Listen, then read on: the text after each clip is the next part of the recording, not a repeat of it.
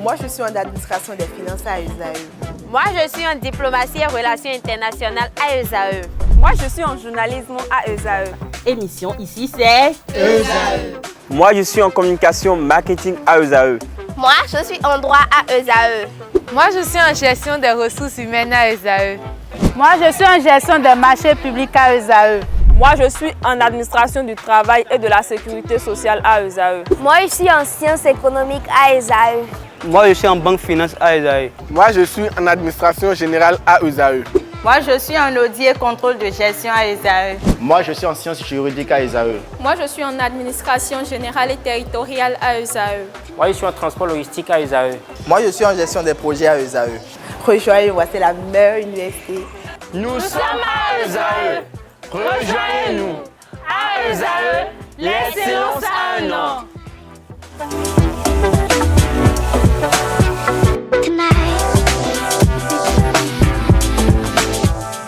Bonsoir à toutes et à tous et bienvenue à cette édition. 3 départs et rattachements de 2 ministères au sein du gouvernement du président Patrice Talon. Création du portefeuille de secrétariat d'État à l'énergie ce lundi 17 avril 2023. Pourquoi ce remaniement? Quel est l'apport ou l'utilité du secrétariat d'État à l'énergie? On en parle dans l'invité du JT avec Distel Amsou. Bonsoir, monsieur Amsou. Bonsoir, madame. Bonsoir, amis internautes. Selon vous, qu'est-ce qui justifie le remaniement ministériel effectué par le président Patrice Talon hier, quand on sait qu'il y a quelques semaines, devant le président du Niger, il a fait savoir qu'on ne change pas d'équipe qui gagne?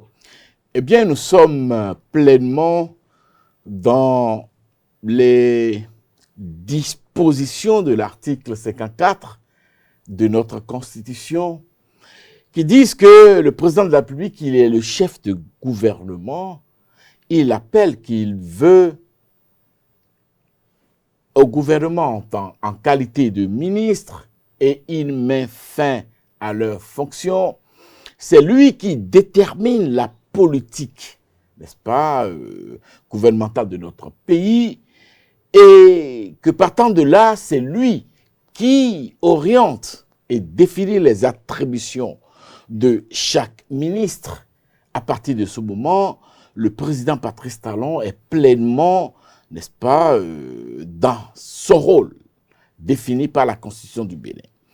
Ceci dit, oui, vous avez fait un rappel devant le président du Niger, le président nigérien, au point de presse. Il a dit, il a martelé qu'on ne change pas une équipe qui gagne et que l'équipe qu'il a aujourd'hui lui apporte pleinement satisfaction. C'est vrai. Mais je vais vous dire une chose. Dans une équipe, quelle que soit la discipline, que ce soit au football, au rugby, au handball, au basketball, il y a les entrants. Mais chaque équipe dispose d'un banc, n'est-ce pas, d'athlètes capables de répondre lorsque l'entraîneur décide de leur faire appel, d'aller suppléer, n'est-ce pas, des faiblesses ou quelques faiblesses notées au cours du jeu en fonction de la vision, en fonction des objectifs du coach. Eh bien, nous sommes dans ce cas de figure. Et vous avez pu observer que le président Patrice Talon a dû faire quelques réaménagements tout en gardant l'épine dorsale de son gouvernement, de son équipe de combat, tout en gardant la charpente, n'est-ce pas, solide. Il a été appelé à faire quelques réajustements en fonction de ses objectifs, parce que ces objectifs sont des objectifs de développement et il ne vous échappe pas que le timing est désormais limité à 2 ans, 9 mois aujourd'hui. Et parlons de réajustement, de réaménagement et tout. Selon vous, puisqu'on parle de ça, le ministre de la Justice, Séverin Konom, a été remplacé par Maître Yvon Detinou. Est-ce qu'on peut parler de limogeage ou de remplacement tout simplement? Ben écoutez, le décret que j'ai lu n'a pas parlé de limogeage. Le décret que j'ai lu m'a fait état d'une nouvelle composition du gouvernement du Bénin avec une cure de jouvence, avec une cure de dynamisme. Je ne voudrais pas donner dans la polémique, mais au même moment, je ne ferai pas la langue de bois sur votre plateau. Oui, il y a eu beaucoup de bruit sur les réseaux sociaux, sur la toile, mais en réalité, est-ce que nous sommes dans le secret des dieux? Mais c'est quelques jours après ces bruits-là, ces rumeurs, qu'il y a eu réaménagement, qu'il y a eu remaniement. Un gouvernement, c'est un tout. Le monde est fait de tout. Et il y a des cuisines parfois qui sont internes. Il y a des linges sales qui se lavent parfois de façon interne, même si il nous arrive de les sécher dehors. À votre avis, qu'est-ce qui justifie alors le départ des ministres Hervé Héroumé et de Jean-Claude Doussou? La dynamique et la restructuration du gouvernement pour une célérité d'action, parce qu'en réalité, je vous l'ai dit tout à l'heure, il ne reste que 2 ans, 9 mois environ. Alors, ceci dit, il faudra peut-être quitter la lourdeur administrative. Et pour ceux qui m'observent et me lisent sur les réseaux sociaux, j'ai déjà suggéré le 8 avril dernier, n'est-ce pas, la création de postes de secrétariat d'État à travers une chronique. J'ai été écouté, j'en suis très heureux et j'en remercie le président de la République. Parlons de ce poste d'État au secrétariat, ce poste de secrétariat d'État à l'énergie, par exemple. Selon vous, quelle est son utilité, son apport? Alors, c'est des boîtes de réflexion, c'est des laboratoires intellectuels pour soutenir ceux qui sont dans l'opérationnel. Et dans les pays qui enclenchent la dynamique du développement, on les observe. Voyez-vous, on aurait pu dire conseiller technique ou conseiller du président de la République à l'énergie. On aurait pu dire ça. Non, il est aujourd'hui question, n'est-ce pas, d'entrer dans une dynamique de la course contre la montre. Parce que, figurez-vous, le président Patrice Talon s'est donné comme engagement, s'est donné comme défi de ne point laisser d'éléphant blanc à son successeur. Et, je vais vous le dire, le ministre, autant pour moi, le ministre Jean-Claude Doussou n'a pas démérité en cette année. En cette année, avec le management du président Patrice Talon, ils nous ont amenés, n'est-ce pas, à aujourd'hui à près de 60% de notre autonomie de production énergétique. Et ça ne s'est pas observé depuis 1960 dans notre pays. Et mieux, tout ce que nous devons aujourd'hui, nous devions, j'allais dire, au Nigeria, a été apuré. Et le Bénin est aujourd'hui libre et capable de produire assez d'énergie, du courant électrique pour le fonctionnement de son début d'industrialisation. Mais selon certaines rumeurs, c'est le remplacement du ministre de l'Énergie est dû aux coupures intempestives constatées dans les villes au Bénin. Vous comprenez qu'aucun homme scientifique ne viendra aborder certains sujets avec vous sur la base des rumeurs. Moi, je pars du constat. Du constat qu'aujourd'hui, le Bénin est parti de 0 mégawatt en matière de production pour se retrouver aujourd'hui à environ 60% de production propre. Et ça, c'est un fait. Oui, il y a une recrudescence de plus en plus notée du phénomène de coupure. Mais ceci est un fait. Lorsque vous décidez, n'est-ce pas, de transporter du neuf sur de la vieillerie, sur du vétus, il y a forcément un choc. Le réseau du transport du courant électrique au Bénin date du Mathusalem. C'est une époque ancienne.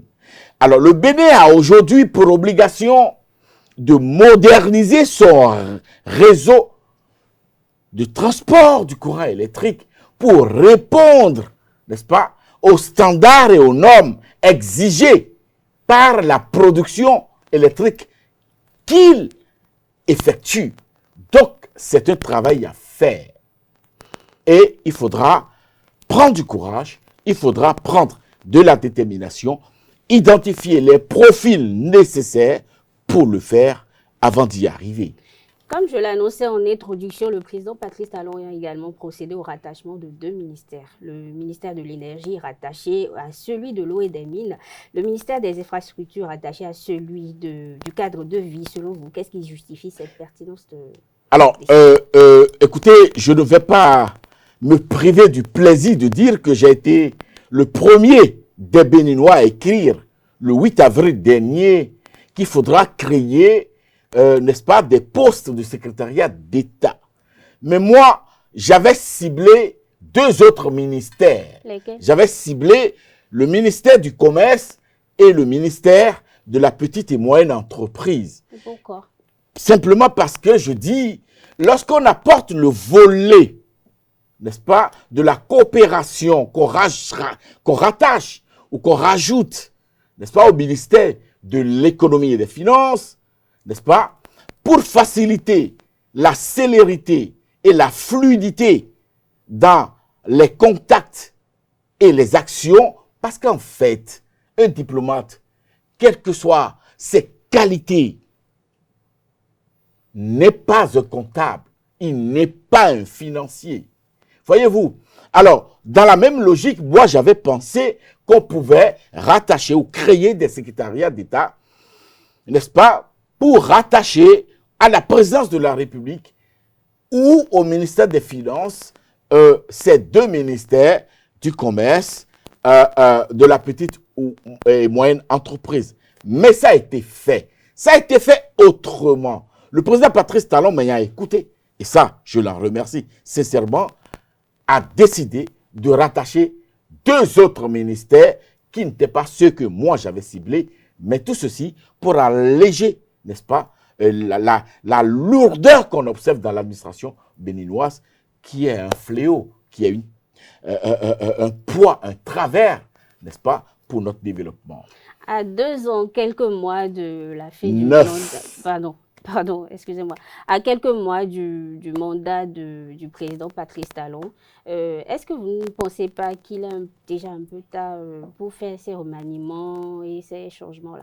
Alors, vous me donnez l'occasion d'inviter tous les cadres, n'est-ce pas, tous les prestataires, tous les fonctionnaires de l'État béninois à oublier les questions de positionnement politique, les questions de succession et de travailler avec abnégation, chacun à son poste, en répondant à son contrat avec l'État béninois pour les fonctionnaires, en répondant, n'est-ce pas, au contrat avec les prestataires et en répondant globalement à la vision du président Patrice Talon.